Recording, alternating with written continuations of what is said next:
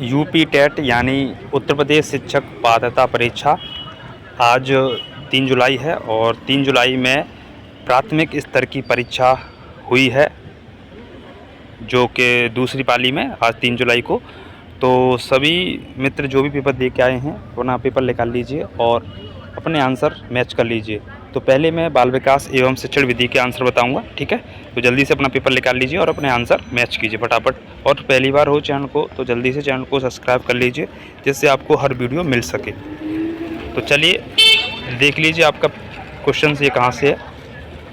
पहला प्रश्न है आपके सामने। तो एक बार फिर सभी लोग शेयर कर दें और चैनल को सब्सक्राइब भी कर लें, जिससे कि आपको हर वीडियो मिले, हर शिफ्ट का आपको सटीक आंसर मिले। तो यहाँ पहला प्रश्न पूछा गया था कि कक्षा में लैंगिक समावेशन किसको बढ़ावा देता है। तो यहाँ पर भेदभाव, समान अवसर, प्रतिस्पर्धा, अलगाव। तो यहाँ पर ऑप्शन नंबर बी इसमें सही हो जाएगा।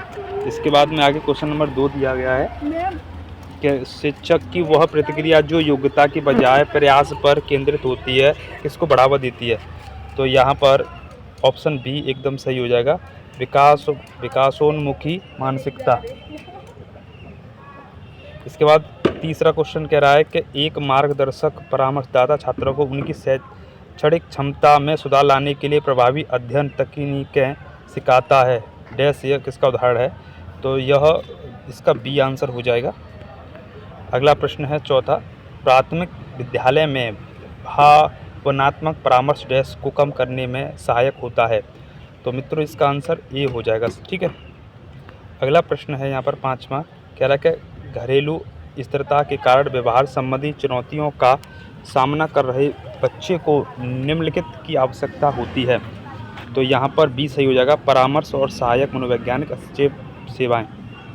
जो भी मित्र देख रहे हैं चैनल को जरूर सब्सक्राइब शेयर करें। छठवां प्रश्न कह रहा है पुनर्बलन अनुसूचियाँ प्रभावित करती हैं। तो यहाँ पर बी हो जाएगा, प्रतिक्रिया दर। अगला सातवां प्रश्न कह रहा है शुरुआती स्कूली शिक्षा के दौरान सामाजिक तुलना का इन पर नकारात्मक प्रभाव पड़ सकता है।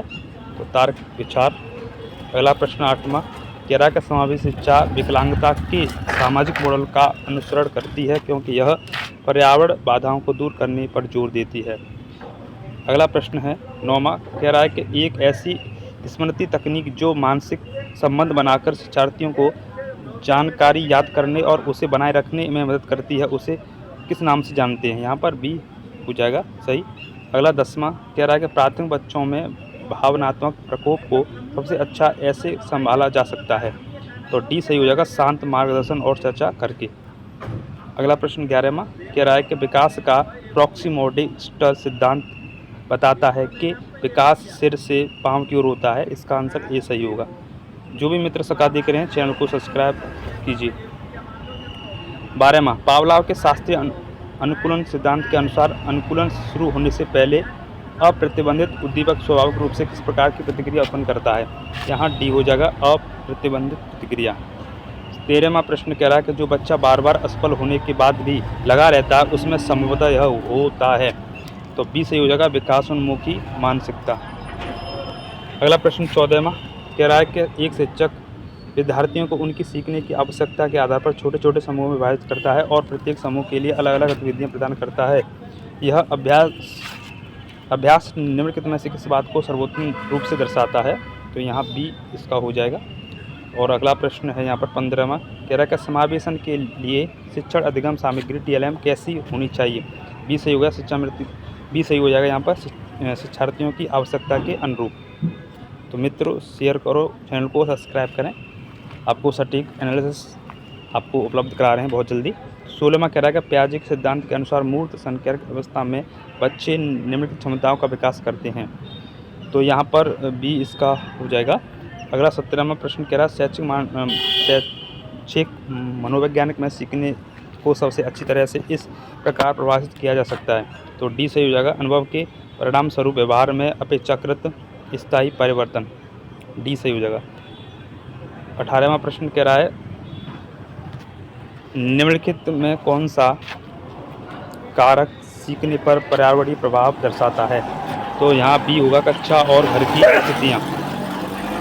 अगला प्रश्न है 19वां, कह रहा है कि वह कौन सा रचनात्मक मूल्यांकन तकनीक है जिससे छात्रों को कक्षा छोड़ने से पहले एक संक्षिप्त प्रश्न या कार्य का उत्तर देने के लिए कहा जाता है ताकि पाठ की उनकी समझ का त्वरित आकलन किया जा सके।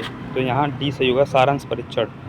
अगला प्रश्न है 20वां, कह रहा है कि शिक्षण में संचार तब प्रभावी होता है जब शिक्षक, बी सही होगा यहाँ पर, शिक्षार्थियों से प्रतिक्रिया प्राप्त करता है। अगला प्रश्न 21वां, कह रहा है कि जब कोई शिक्षक बच्चों को अपने तर्क समझाने के लिए प्रोत्साहित करता है तो इससे उसका विकास होता है। तो बी सही हो जाएगा, उच्च स्तरीय सोच। 22वां प्रश्न है यहाँ पर, मार्गदर्शन में कौन सी गैर परीक्षण तकनीक जो बच्चे के व्यवहार से संबंधित किसी एक महत्वपूर्ण घटना या क्षणिक स्थिति के संक्षिप्त वस्तुनिष्ठ सारांश के रूप में प्रभावित किया जाता है। तो केस स्टडी, ये ऑप्शन हो जाएगा यहाँ पर। तो यहाँ पर आप देख पा रहे हो, यहाँ पर प्रश्न जो हैं सीटेट से संबंधित ही प्रश्न यहाँ पूछे गए हैं। आगे कह रहा है, सीखने में तत्परता महत्वपूर्ण है क्योंकि, बी सही हो जाएगा, यह बच्चों को प्रभावी अधिग्रहण के लिए तैयार करता है। 24वां प्रश्न यहाँ पर कह रहा है कि कक्षा में अपने अकलाने के कारण साथियों द्वारा मजाक उड़ाए जाने पर एक बच्चा बात करना बंद कर देता है, यह दर्शाता है। बी होगा यहाँ पर सही, व्यवहार को प्रभावित करने वाला दंड। अगला 25वां कह रहा है कि सहकर्मी शिक्षण के लिए किस रूप में एक वरिष्ठ शिक्षार्थी एक कनिष्ठ शिक्षार्थी को शैक्षणिक सहायता और मार्गदर्शन देता है। यहाँ पर सी इसका हो जाएगा, कक्षा व्यापी सहकर्मी शिक्षण। 26वां, इससे पहले आप लोगों ने चैनल नहीं सब्सक्राइब किया तो कर लीजिए, सभी लोग बार बार कह रहे हैं जिससे कि आपको सब वीडियो मिले। 26वां कह रहा है कि बच्चों को वैज्ञानिक अन्वेषण मानने का अर्थ है कि वे डैश। तो ऑप्शन बी यहाँ पर दिया गया कि अवलोकन करते हैं, प्रश्न पूछते हैं और विचारों की जांच करते हैं, तो इसीलिए यहाँ पर बी सही हो जाएगा। अगला प्रश्न यहाँ पर 27वां कह रहा है कि प्याजे के मूर्त संख्यात्मक चरण में एक ही समय में किसी स्थिति के कई पहलुओं पर विचार करने की बच्चे की क्षमता को क्या कहते हैं। तो यहाँ पर बी हो जाएगा इसका, विकेंद्रीकरण। ठीक है। अगला 8वां प्रश्न, लगातार ऊपर की ओर उठता हुआ सीखने का वक्र यह दर्शाता है। तो यहाँ बी सही हो जाएगा, लगातार प्रकृति को।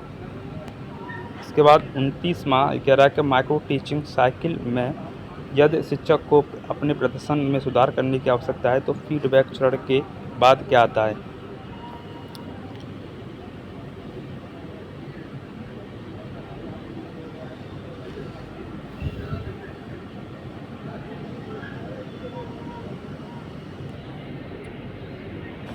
तो ये सेकंड लास्ट प्रश्न 29वां, तो यहाँ पर जो है फीडबैक चरण के बाद जो है माइक्रो टीचिंग में पुनः योजना बनाना, ये आ जाएगा, बी ऑप्शन यहाँ सही हुआ। 30वां प्रश्न है बाल विकास का लास्ट, एक शिक्षक द्वारा श्रवण बाधित बच्चे के साथियों द्वारा किए जा रहे सूक्ष्म दुर्व्यवहार को अनदेखा करना किस समावेश सिद्धांत का उल्लंघन करना है। तो यहाँ पर ये हो जाएगा समानता। तो ये हमने CTP के 30 प्रश्नों के सटीक आंसर बताए। आपके कितने बनना है कमेंट करें, बाकी शेयर करें। इसके बाद हिंदी, संस्कृत, गणित और EVS सभी की 5 वीडियो आएंगी, सबकी छोटी छोटी वीडियो होंगी जिससे कि आप आसान से अपने उत्तर मिला सको। ठीक है, और अच्छा लगा हो तो चैनल को सब्सक्राइब शेयर भी करें। धन्यवाद। जय हिंद, जय भारत, वंदे मातरम, जय सीताराम।